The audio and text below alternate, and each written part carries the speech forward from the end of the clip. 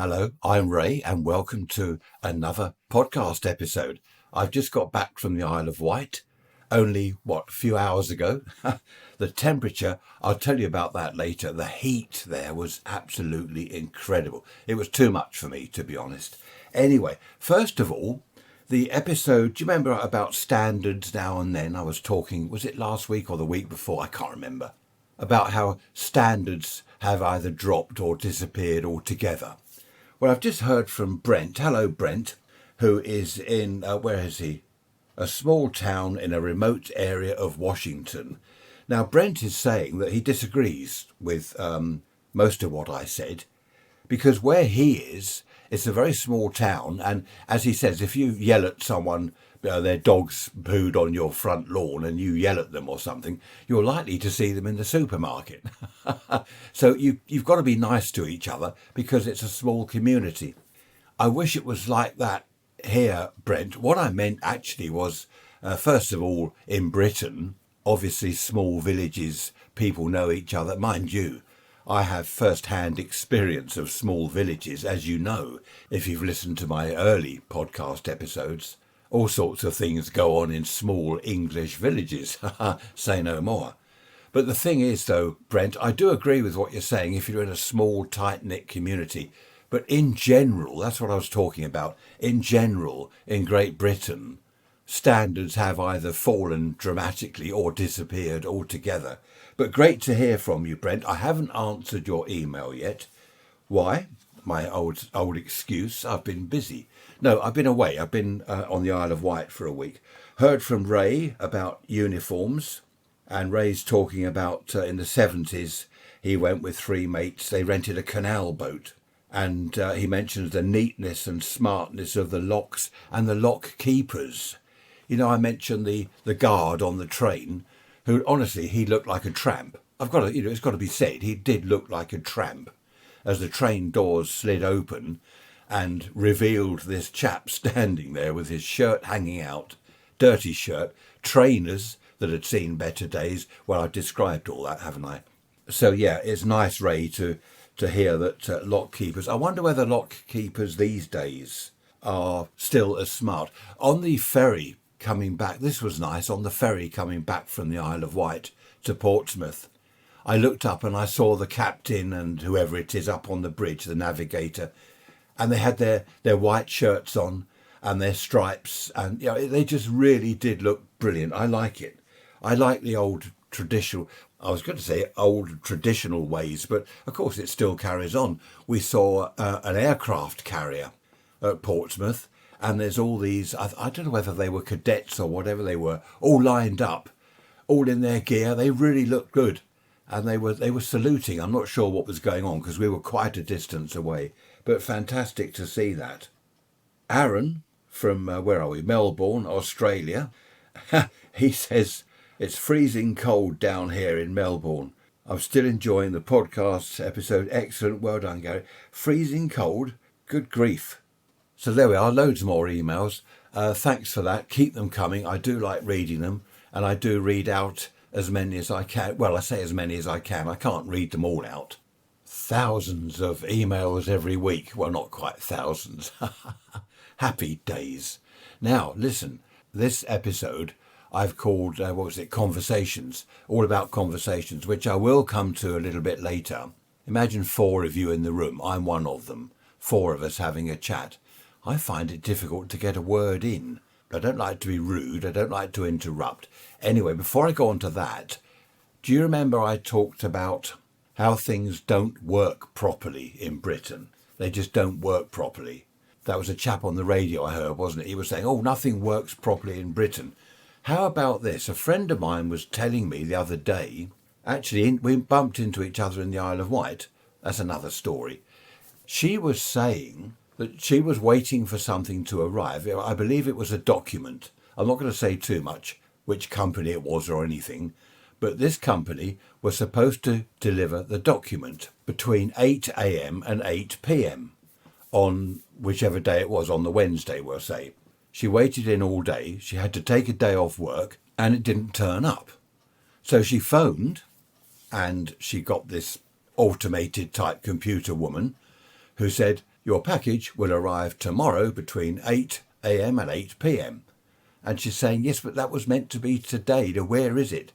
Your package will arrive tomorrow. Oh, okay, hang up. It's coming tomorrow. That's great.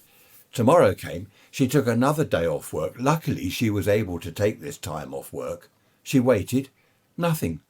It didn't turn up. Then she had a message in the evening with a photograph on it. We could not deliver your package because you weren't in. And there's a photograph of this front door of a house.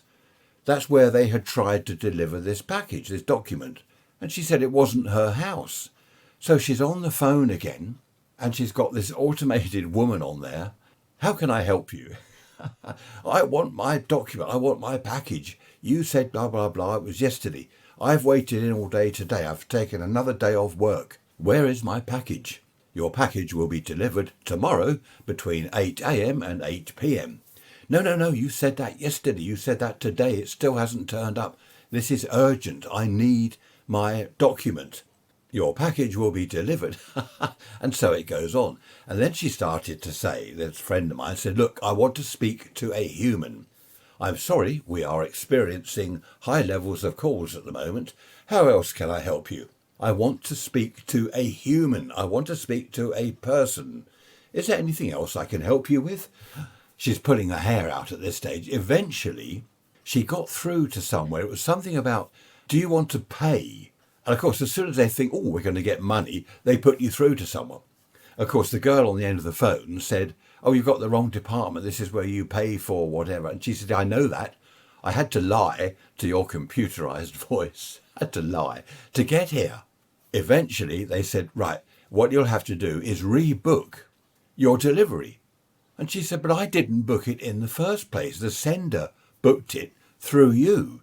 You haven't kept your part of the deal. You are supposed to have delivered it. I can't rebook it. The sender must rebook it. And this went on and on.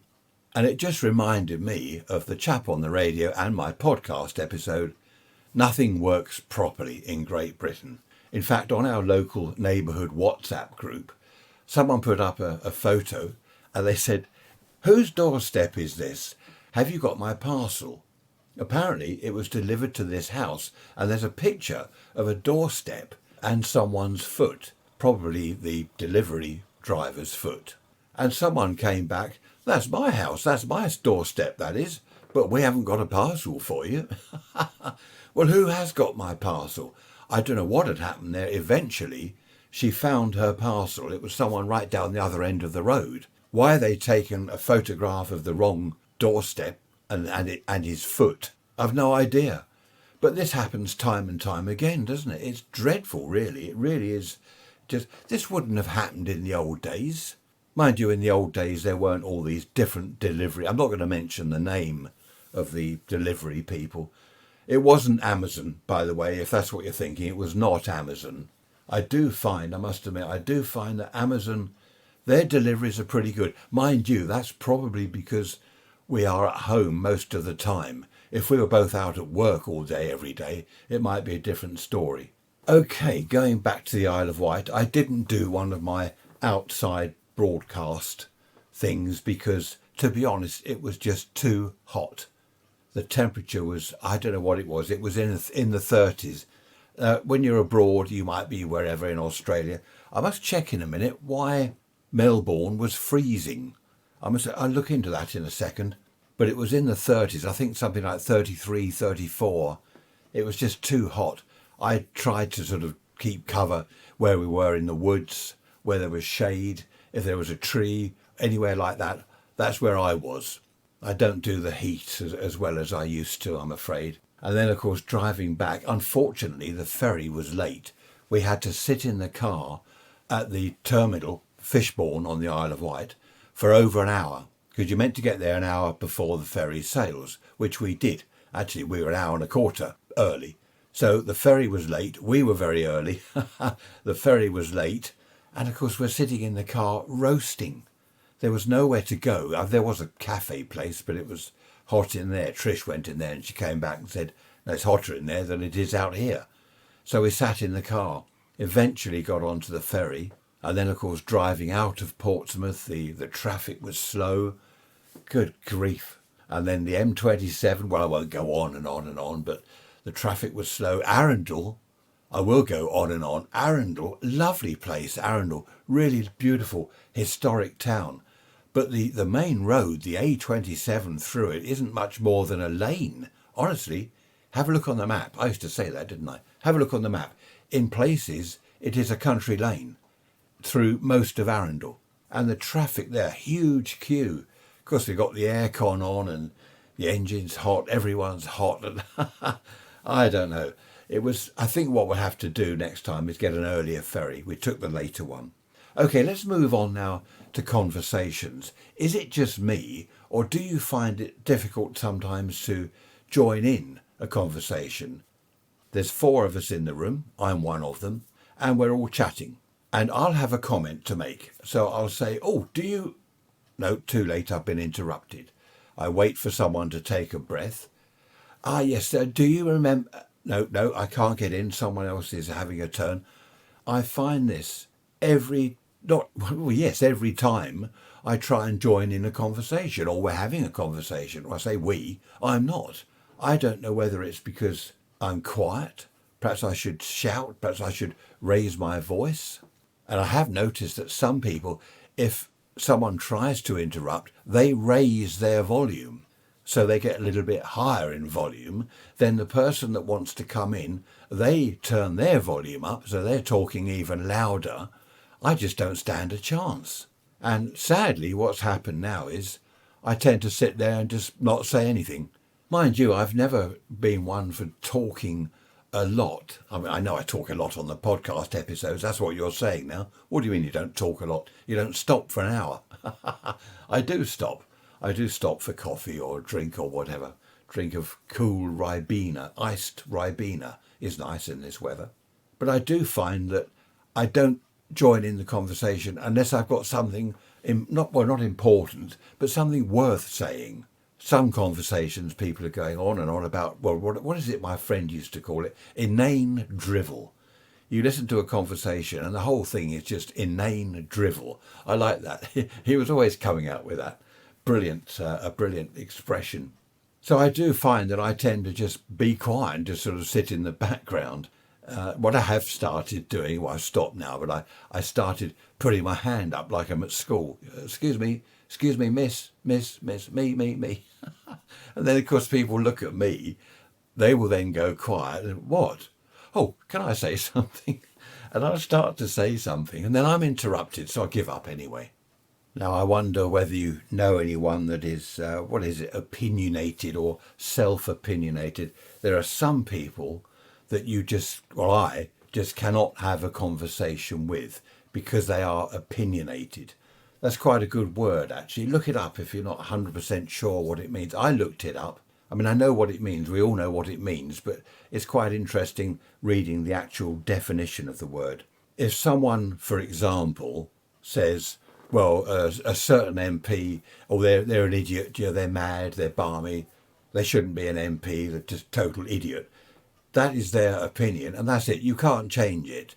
And if you say, well, why? Why do you think that? Oh, well, they're just stupid, aren't they? They're ignorant, just an idiot, and that's it.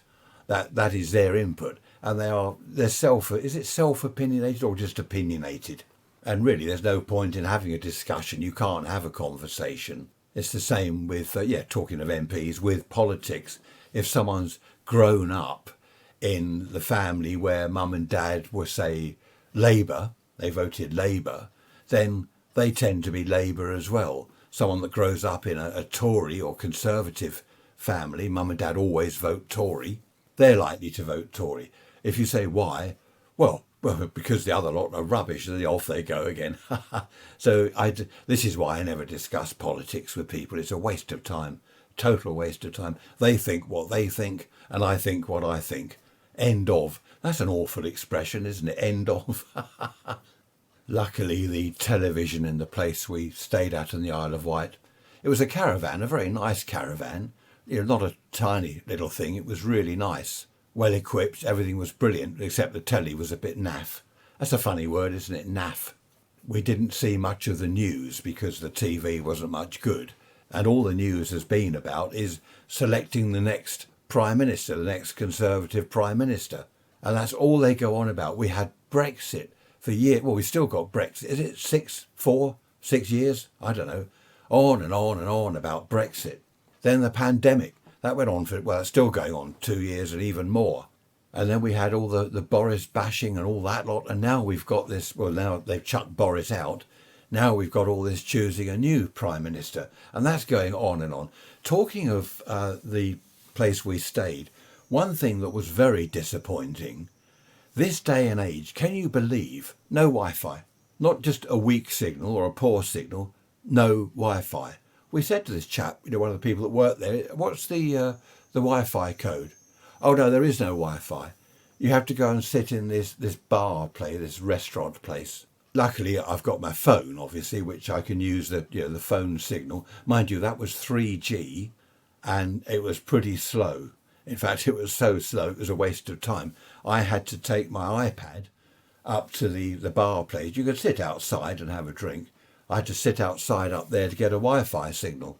But you would think, wouldn't you, in this day and age, where everyone, especially kids, I mean, they've got their phones and their tablets or whatever they're called. Wherever you go, you would expect a Wi-Fi signal, albeit possibly a bit slow, fair enough. But at least have a signal so you can perhaps answer emails or, get onto your WhatsApp group or whatever you're doing. But no, nothing. No Wi-Fi at all.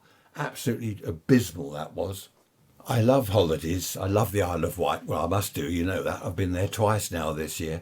Are we going for a third time? I don't think so. But I do love my holidays. But I also love coming home. It's really nice getting home again after a holiday. This weekend is going to be, well, what is it? Sunday and Monday is going to be extremely hot. There's a red Met Office alert or warning. They reckon it could reach 40 degrees inland. I don't know, London, Midlands, wherever.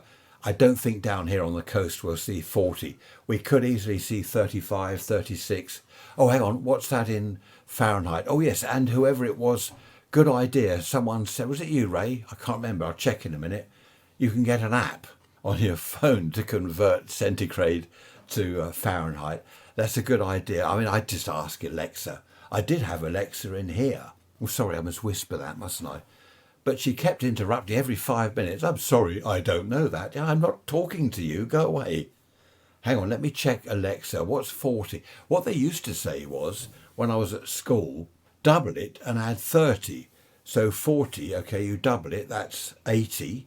Then add 30, 90, 100, 110 Fahrenheit. I've just checked Alexa. 40 degrees centigrade is 104 Fahrenheit. I do remember people saying the higher you get in temperature, the less accurate that is. Double it and add 30 becomes less accurate. So we could see 104. I thought it was higher than that. Oh, I don't know, whatever. So yeah, that's pretty warm. That's enough. Certainly enough for me. I can't do the heat. I can't cope with it. Yes, it was Brent. Hello again, Brent, that suggested the app. There is an app for converting centigrade to Fahrenheit. As I've said previously, we were always Fahrenheit here in Britain, always Fahrenheit. But they started bringing in centigrade and people have slowly gone over to that. And that's, as I said before, one of the things I have converted to or gone over to, that is centigrade.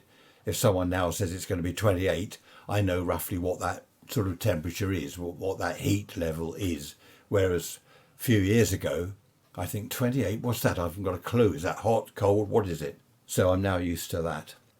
I saw a hare outside our caravan. At first I thought it was a rabbit, but it was a hare. And I said to Trish, I reckon that's the first hare I've seen kind of in the flesh, not on the telly, since I was a kid. I don't think I've ever seen a hare. So I don't know, I do get out into the countryside quite a lot.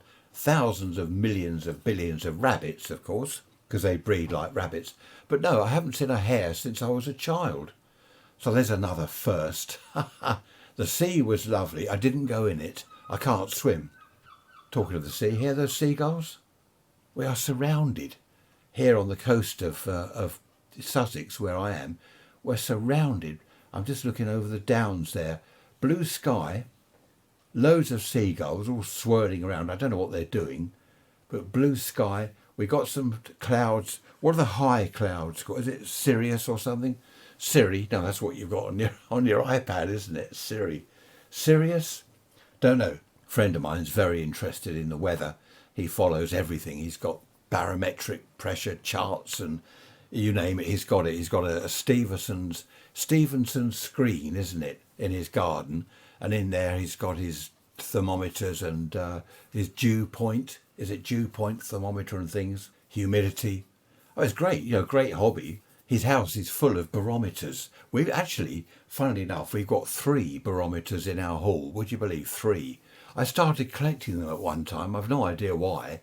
We'd go to the car boot sales, junk sales, and pick up a nice barometer for a £5. The sort of thing you see on eBay for, I don't know, 30, 40, maybe even £50. One chap at a boot sale, he bought this huge barometer. I saw him and I said, "What do you pay for that?" £5, he said. I offered him 10. No, I'm keeping this. Too hot for boot sales though at the moment. In fact, our local one isn't going anymore. They've packed up, I don't know why. Now, on to my Lister D stationary engine. Now, I'm not going to bore you with that again, but it is nearing completion. I think I said that before. I'm not far off starting it. It will start.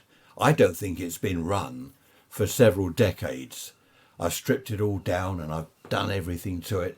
So I've put petrol in it. I've just got to do a little bit on the timing, the ignition timing, and then I will try and start it. Try and start it, not try to start it, because it will start, won't it? I can't show you it running because this is obviously audio only.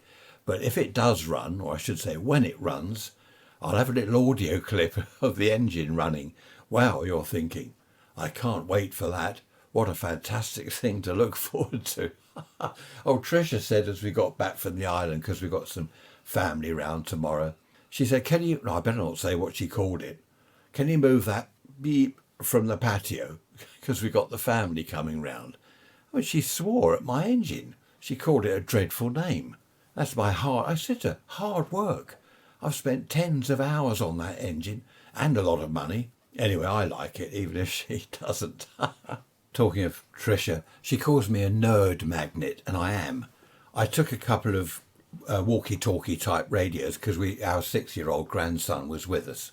And I thought, they'll be off in the woods and stuff. He'll be running around. So we could have a radio each. And it was really good, actually, because as I suffer from the heat, I was able to sit down somewhere in the cool while that's middle daughter, grandson and Trish, all ran off and did things, because they were all a lot younger. Trish is 11 years younger than me. And they had the radio with them. And of course, I am, as Trish says, a nerd magnet. Some chap was walking past and he saw it. I had it in the top pocket of my shirt. And, "Oh, CB, is that CB?" I just said, yes, it is. It's not CB at all. But I can't be bothered. I can't be bothered to get into a conversation, which is what this episode was supposed to be all about. That he said, "Oh, what's your handle?" So I thought, what's my handle? I had to think quickly. What's my handle? I just said, I don't know why, I said Red Indian. Why I said that, I've no idea. It came from somewhere in the depths of my subconscious. And I forget what he said. I can't remember what his was. But, he said, "What's your 20? Well, I know, being into radio, I know what he means. So I said, "Oh, I'm from Worthing in Sussex." He was from Leicester. And he starts going on about CB radio. I didn't want to talk. I was trying to relax in the woods, in the cool, on my own. Just on my own. It was lovely. And some other chap, he seemed to be attracted to me as if I'm a magnet. He came over and he said, "It's a hot one today." And I said, "Yeah, it is today, yes. I mean, why state the obvious?" And he said, "Even hotter back where I live." I forget where he lives, somewhere up north. He said it's going to be even hotter up there than it is down here in the south. And I said, yeah, so I've heard. And then he started, I don't know why, then he started to go on about Boris Johnson. And I was just sitting there on holiday, trying to get away from politics and radio and everything. Boris Johnson? Oh, they shouldn't have ousted him, They'll be sorry. They will. You mark my words. They'll be sorry. And I'm just going, yes, no, yes, Yes. I just didn't want to get into a conversation. But we do. When I used to go to the supermarket, we go up there together. We don't now after COVID. We don't now. Trish goes on her own. She says it's a lot easier without me. I think that's why. Nothing to do with COVID. It's just a lot easier without me. But people would come up to my trolley. Oh, you bought some beers then? And I'd look in my trolley and I'd say, yes, I have. You know, the real ales in the bottles. Are they all for you? Yeah, yes, they are. Oh, well, don't drink too much. Do they? Who are you? What are you doing? Go away. Looking in my trolley at my shopping. Stoner crows. Some people, I do attract them. I don't know what it is, but I attract them. If we go for a walk in the countryside, we bump into someone. Very often in the country, people say good morning, afternoon, or whatever, which is nice. I like that. People don't say it in the street. They just ignore you. But in the country, they'll say that.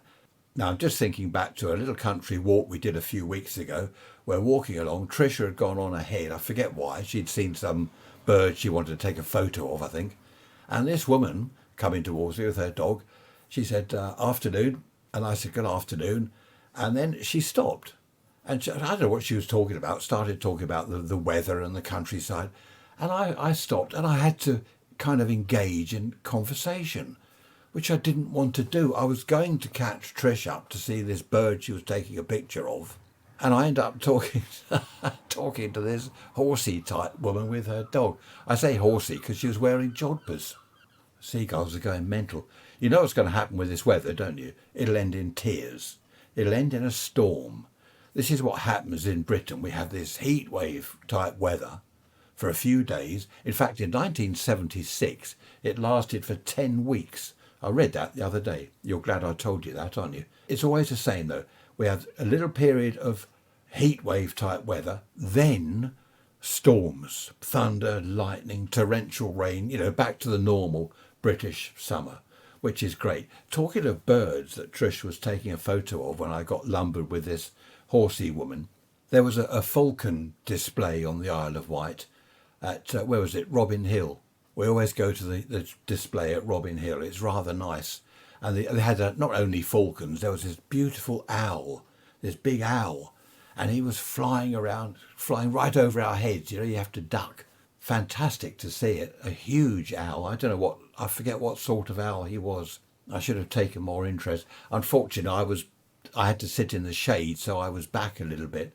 But even so, the owl did come right over my head. I know I've said it before, but there is so much to see and do on the Isle of Wight. Different things, something for everyone. There really is. Just going back to conversations, where I used to live had quite a large front lawn, and the amount of people, I'm mowing the lawn, okay, I'm out the front mowing the front lawn. The amount of people that would walk by, some of them neighbours, oh, mowing the lawn then, and I think, well, of course I've got a lawnmower and I'm walking up and down with it. I mean, what do you think I'm doing? Washing my car? Yeah, mowing the lawn then? And I just say, yes. Talking of cars, there's a lot of traffic today on our quiet little road here. And there was one neighbour, every time I went out of the front to mow the lawn, he'd come out of his front door. Hello, Ray, mowing the lawn then, every single time. I used to think, this is it, I'm gonna catch him out. I shall sneak out there when he's not around. But he was always around. I wasn't retired then, but he was an old chap. Mowing the lawn then, and once, I don't know what made me do it, I just said, no, what made you think that? And his face, he just looked at me, his sort of jaw dropped. And then he sort of forced a laugh. And I said to him, you're always saying you're mowing the lawn when you know I'm mowing the lawn. You can see I'm mowing the lawn. I think he must have caught me at the wrong time. And he said, oh, it's just an expression, isn't it? And he went back indoors. And after that episode, I never saw him again. Well, I did, but not when I was mowing the lawn. He didn't come out. And I saw him looking out of his window on more than one occasion when I was mowing the lawn. And he was desperate. I reckon he was desperate to come out there and say, mowing the lawn then? I used to say to him, we actually got on all right. I used to say to him when he was washing his car, because he did that every Sunday. He washed his car. And I used to go out there and say, washing your car then? And it all became a big joke in the end. But isn't it funny, the things people say? If I go out into the street now and someone will walk past, they'll say, all right, now that's strange, isn't it? All right. And if I said, no, I'm not actually, my knee hurts and my back's been really bad, they would have to stop and then listen and to my moaning. But people they don't want to know. If someone says, oh, hello, how are you? They don't really want to know. They don't want to hear about your operation you had last week and how bad your back is and how your foot hurts where you twisted your ankle. They're not interested. They want you to say, fine, thanks, and you? Yeah, I'm fine. That's it. End of conversation. There was a chap once walking past. I was putting the aerial on my car. I've got an aerial on top of the car for the amateur radio equipment. And he said CB, because everyone says CB. And to him, I said, no, amateur radio. Oh, what's your call sign? He was an amateur chap down here on holiday. And of course, we got chatting outside the house here. And he was asking what gear I'd got. And they call it a shack, it's a shack. I call it the radio room, where all my gear is here in my high-tech recording studio. I call this the radio room, but it's known worldwide as your shack. I think probably because people used to be in sheds and things. I was in a shed once with all my gear. And he said, can I have a look at your shack? And I thought, oh, no, don't. Well, I couldn't be rude. So I said, well, I'm just about to go out, actually. Oh, I only want a quick look round. So I said, OK, come in. And, I couldn't get rid of him. I kept looking at my watch. I was only going round to see my mum, I think.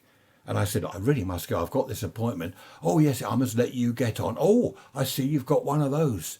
I said, yeah, that's right. I've had that a few years. Right, I really must go. I've got this appointment. Oh, I used to have one of... Oh, no, honestly, I couldn't get rid of him.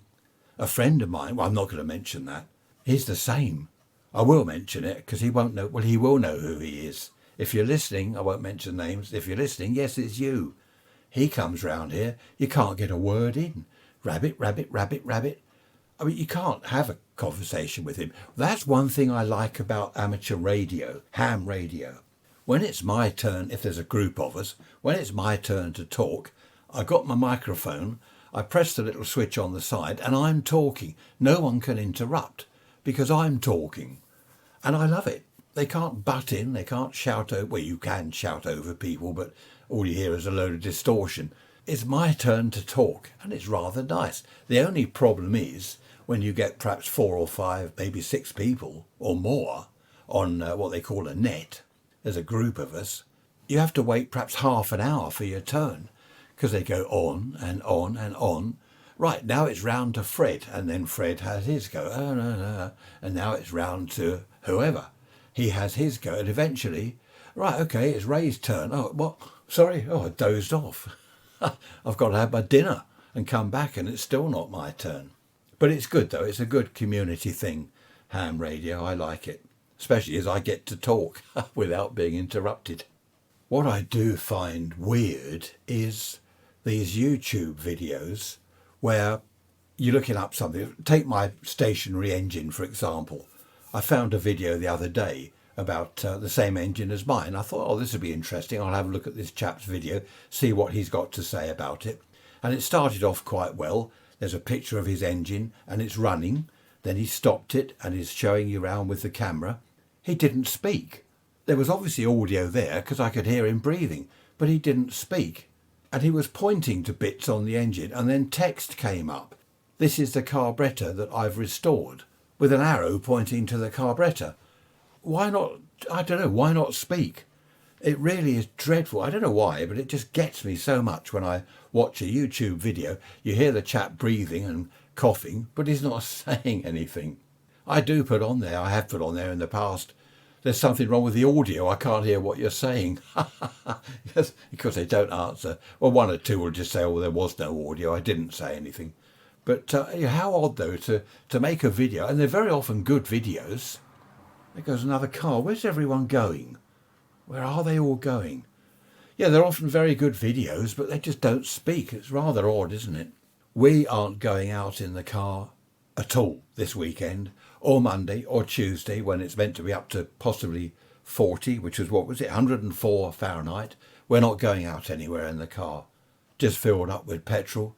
We had about, quarter of a tank? No, no, just under half a tank left. Petrol, £76 worth. Stone the crows. That's a lot of money, isn't it, for petrol? But apart from the cost of the petrol, it's the heat. We're not going out in the heat. You know what's going to happen? It's the same every time. People don't learn. Every time there's a heat wave, people go out in their cars, there are traffic jams, engines overheat, people break down, people get stressed. They were giving advice on the radio the other day. They were saying in this sort of heat, people die. They do actually die. And I know that. I hear it on the news. They said, what you must do, go to the side of the house where there is no sun, draw the curtains on the sunny side, go to the other end of the house, like in our case, the north, where the room is cooler. Just sit there, have plenty of drinks, don't go out in the sun. I would have thought that's obvious, wouldn't you? I mean, if you're too hot, what do? Do you go and sit in the middle of the garden on a deck chair? Do you go and sit in the middle of the lawn in the red hot sun? Or do you go into your house, say the north of the house where it's cooler? That's if you're in the northern hemisphere, of course. If you're in the southern hemisphere, go to the south. You know what I mean. But I would have thought that this advice they give is obvious. Luckily, my high-tech recording studio is north, and it's quite cool in here. Have I got a thermometer in here? Oh yes, but the battery's flat, so it's not saying anything. Now, as it's hot, it's probably hot where you are, you'll be relieved to discover that I am now going to end the podcast. I know it's only just over half an hour, but it's getting rather warm in here. I've got a lot to do. We've only just got back from the Isle of Wight. I've got a lot of things to sort out. I've got to water some plants. I've got to fill up the bird baths. They empty quickly. Our garden pond, that's a bit of a disaster.